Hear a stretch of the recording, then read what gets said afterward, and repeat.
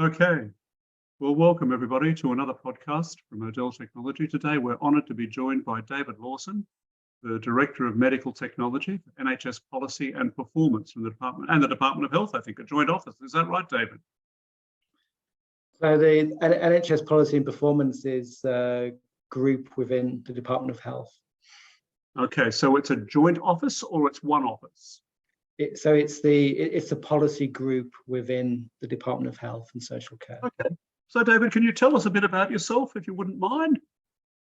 Yeah, so I've been the Medtech Director at Department of Health for 6 months. So I'm quite new into the role. Previously, I was the Chief Procurement Officer at Guy's and St Thomas's, and I've been in the NHS for 21 years. Yes. So I've kind of been involved in various kind of both major kind of joint venture type initiatives, managed services, value-based procurement, industry partnerships, and also more recently involved in some supporting some national contracts. My new role in the department is to act as the policy lead for medical technology for the UK. So it's very much trying to drive forward opportunities to get the best from medical technology, which ranges from diagnostics into treatment into aftercare, covers digital AI, and so quite a wide kind of portfolio in terms of what is medtech and how it has the potential to have a transformation effect in terms of supporting healthcare. I saw recently that the Department of Health published the advisory group reform proposals. I think that you were part of that, weren't you? They were very promising. Yeah, so the advisory group was set up following the Life Science Council chaired by the Prime Minister in December. And the aim of that group was to take a stocktake in terms of direction of travel with the update in the medical devices regulations. You don't often get the opportunity to update your regulatory framework, so it is very much seen as a kind of once in a generation opportunity. Absolutely. And so the purpose of that group was to take a stocktake with the department's industry representative. Industry were represented alongside Office of Life Sciences and MHRA. And I guess the proposals that were published by MHRA kind of hopefully give a signal of intent and signal of ambition to position the UK as the kind of go-to location for new innovation. So one of the principles, which was also followed up with this week's budget statement around a principle of reliance. Absolutely. So not just in reference to Europe, but also FDA in America. The second, I guess, principle was around innovation and providing new mechanisms to fast track innovation to get new innovation to patients quicker. And I guess the third aspect was around recognizing the need for investment in MHRA in terms of its capacity to be more of a proactive partner with industry. So probably getting closer to the approach taken in America with FDA, where you have a kind of model of pre-market engagement to help navigate. And again, the budget statement from this week reinforced that message with a commitment of new investment to MHRA to help create the infrastructure to do that. So this year is quite a moment, I think, in the UK, because you've got this opportunity. You've got the opportunity to update the regulatory framework, but also you've got the ambition to do it as well. So alongside that, the other context for me is that we've also published the first government Medtech Strategy. Yes. As well. So again, tell us more about. Yeah. So the Medtech strategy, I guess, is trying to frame how we manage medical technology going forward. So it talks about a vision of right product, right price, right place. The challenge you have with medtech is the sheer array of different devices and technology out there. So how do you make an informed choice about what's the most effective devices to use? And in terms of right price, it's more around value, recognizing the transformation impact that medical technology can have across a patient pathway. So is that a commercial impact or is that a patient outcome impact? In terms of patient outcome, I think that's where we're heading, in terms of a recognition that a recognition of seeing medtech as an investment rather than a cost. Yes. So if you think of the NHS, we spend about 10 billion a year on medtech. We spend about 100 billion on workforce. Yes. So if we can invest in more medtech that can then influence workforce productivity, that has a far greater impact than maybe just focusing on reducing cost. So I think there's a recognition of seeing medtech as a way of being, not as a cost, but as an investment. Okay. So the primary aim of the medtech strategy, I think, in the context of the regulatory framework being updated as well, is to try and streamline what I'll describe as the innovation pipeline. So if you look at medtech compared to medicines in the UK is quite a joined up approach, and it normally takes about 9 months from a product to be assessed to then getting approval on the market and including reimbursement. Whereas with medtech, it can take longer because of the uncertainty of a reimbursement. So one of the things we're prioritizing over this year is to solve that problem proactively, so that we have a joined up approach for innovation, so that for the right technology, we'll select for assessment. The intention and the intent is also to have an early answer around reimbursement, which then enables fast track of adoption. So will all of this, would this be done under one office? So I think when you think of the innovation pipeline, it's kind of multi-agency. So you got MHRA in terms of regulatory approval, you got NICE in terms of assessment, you got NHS England in terms of reimbursement and into commercial.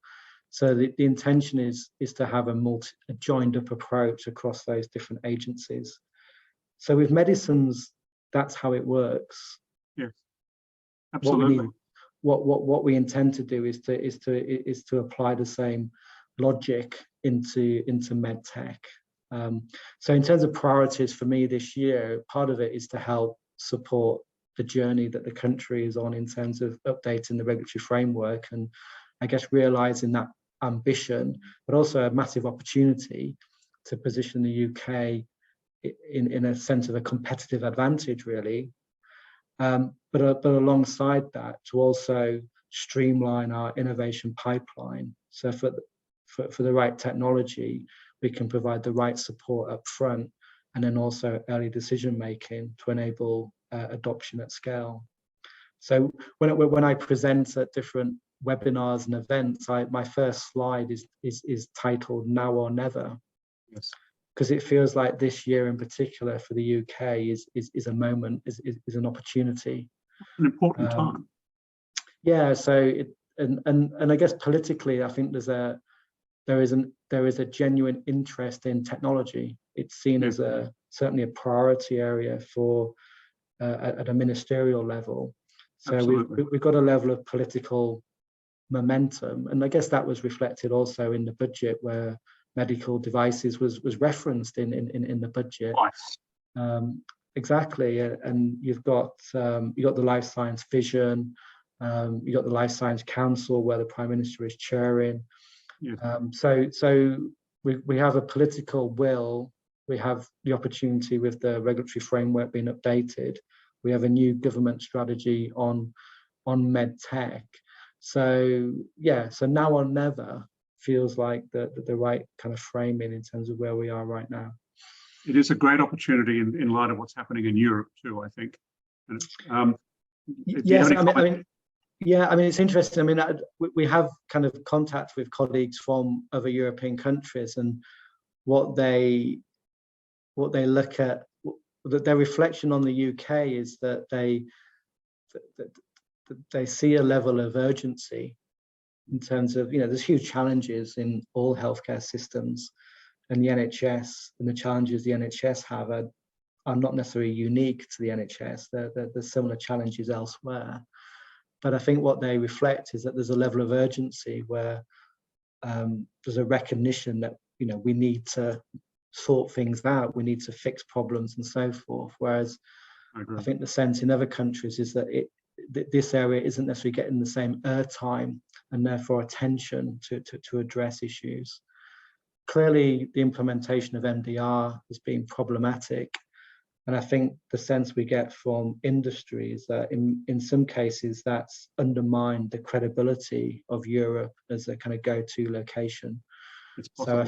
So I think historically Europe was seen as a preferential location for new technology because it was a bit quicker than the FDA in America. And what we're now seeing is, in many ways, innovators choosing America first now, because although it may be historically been more slower, the MDR process is even slower. So the UK has an opportunity to create an environment which is receptive for innovation, can fast track and be flexible. And I guess the other context for the UK is that there's also the relationships with the Commonwealth as well. Yes. So where bodies such as NICE have a global reputation, and the NHS has got a global reputation as well. Although the UK in itself is maybe a relatively small market globally, it does potentially have the kind of the ripple effect that if a product is on the UK market, is being used by the NHS, then that provides a great platform to then promote and market a product globally. Okay, so just two other small things. With regards to AI, is AI included in this particular regulatory framework or not? Yes, it is. Yeah, AI, as long as it's a medical device, it is. Yes. There's obviously not so much AI, but the other area is around wearable technology, and obviously there is a difference between devices for kind of health well-being as opposed to devices that are intended to manage chronic conditions. But AI is definitely an area of priority, and I think the way that the UK is looking to position AI is from a regulatory perspective to provide a flexible framework that it's attractive to use the UK as first to market. Yes. There's also the benefit of the AI fund, where there's significant funding available for AI projects. So I think at the moment there's about 83 different AI projects being funded through that program. So it's seen very much as a government priority to invest in AI technology. Okay. I suppose for me, it's if I was a small company in Brighton or up in Leeds, and I had a rather interesting technology, let's say it's a new knee, or it's a new stent, or it's a radiology device or a PACS system, and I've gone to my local trust, I've gone through a series of pilots, and I've documented everything on a registry. Could you walk? I don't know if you've got time, or it's in your interest to do it, but in a perfect world, what would I be doing from that point on? I guess the question is, what do you want to do? And the assumption is that what you want is that technology to be adopted and adopted at scale. So what was set up late last year was a new service called the NHS Innovation Service under NHS England. So under the Transformation Directorate in NHS England. So that service has been deliberately set up to provide a front door for innovators, and to help innovators kind of navigate, process. The other benefit, I guess, you have in the UK is you've got an established network of academic health science centres, and AHSN's, the Academic Health Science Network as well, where you have the ability to access kind of local support at a regional level that have got good engagement with hospitals, and also an understanding of the kind of various different opportunities for kind of ongoing funding or to secure reimbursement. Yeah. But I guess to answer the question, I think if in the context of an innovation that maybe has got some traction with a particular hospital, has got some clinical evidence, and it's what's the next step to scale it up, it's probably the NHS Innovation Service, I think, to kind of understand the potential. There's the Medtech mandate, which provides a potential channel. So I know that the Accelerated Access Collaborative team that oversee the mandate are currently reviewing the criteria ready for next year. If a product is included in that mandate process, then that provides a pathway for reimbursement by ICSs, integrated care systems. So that's one route, that's one channel to enable adoption to be undertaken at scale. And then I guess what we are working on this year in parallel is to explore whether we should be doing more. So do we try and put more products, more devices through that mandate? Do we try and apply the approach that's already in place for medicines, where NICE are commissioned to do what's called a technology assessment, and once and if there's a positive outcome from that TA, then that effectively mandates reimbursement. So that's an opportunity that we're exploring in parallel. What we need to do is to provide adoption at scale. So I don't think it's enough to be championing 5, 10, 15 innovations. We should be championing 100. Oh, I agree. 500 in order to get system-wide change. So that's the ambition, that we provide a streamlined innovation pathway.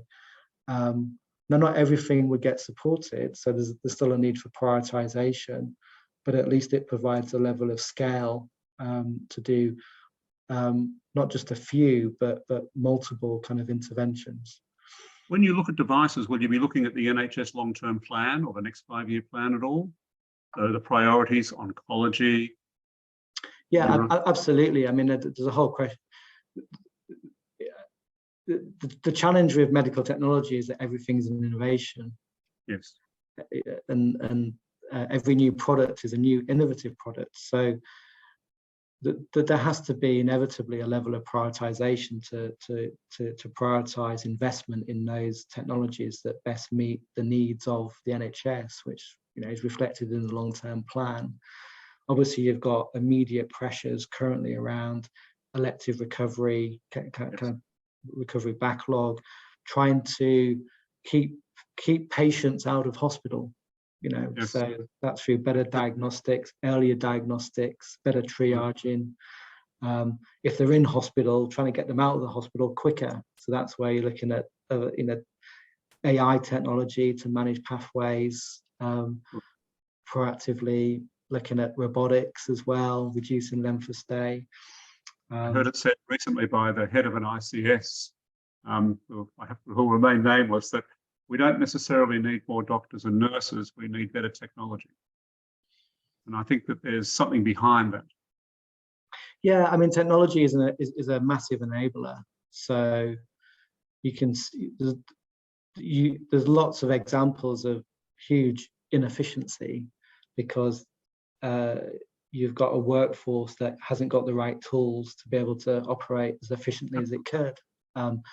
There's work, I'm aware of work in Scotland where they implemented an AI tool in terms of their pathway management, I think in Glasgow, and I think they reduced their waiting times from something like 6 months down to 3-4 weeks. Yeah. It's a dramatic change. And that was, Yeah.